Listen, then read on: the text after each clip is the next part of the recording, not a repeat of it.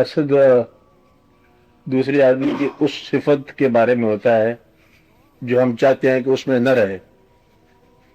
رشک اس صفت کے بارے میں ہوتا ہے جو ہم چاہتے ہیں کہ یہ ہم میں آ جائے. حسد کیا ہوتا ہے؟ دوسرے آدمی کی اس صفت کے بارے میں جو ہم دل سے چاہتے ہیں کہ اس میں نہ رہے. اور رشک کیا ہوتا ہے؟ اس صفت کے بارے میں جو ہم چاہتے ہیں کہ یہ ہم میں آ جائے. اور اگر اس میں سے نکالنا چاہو تو یہ حسد کہلائے گا. آپ نے آپ میں ڈالنا چاہو وہ بات تو یہ رشک کہلائے گا. فرق سمجھ آ گیا آپ کو؟ ہاں. حسد جو ہے یہ جذبہ سفلی ہے، غلط ہے، منع کیا گیا ہے. حاسد سے منع کیا گیا ہے. وہ حاسد کو شر میں کہا گیا ہے.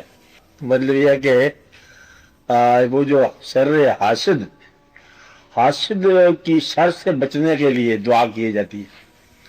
یا اللہ ہمیں حاسد کی شر سے بچا. کہ وہ گدھا جو ہے نا اپنے آپ میں صفت نہیں پیدا کرنا چاہتا، ہماری صفت کو معلوم کرنا چاہتا ہے. شر اس لیے یہ ہے کہ وہ اس کے دل کی خواہش ہے. دیکھا آدمی کی ہوگی چوری، کہانی سنائی تھی آپ کو، رو رہا تھا، روتا جا رہا تھا. لوگوں نے کہا بس کرو اب چوری ہوگی، رونا کیوں جا رہا ہے؟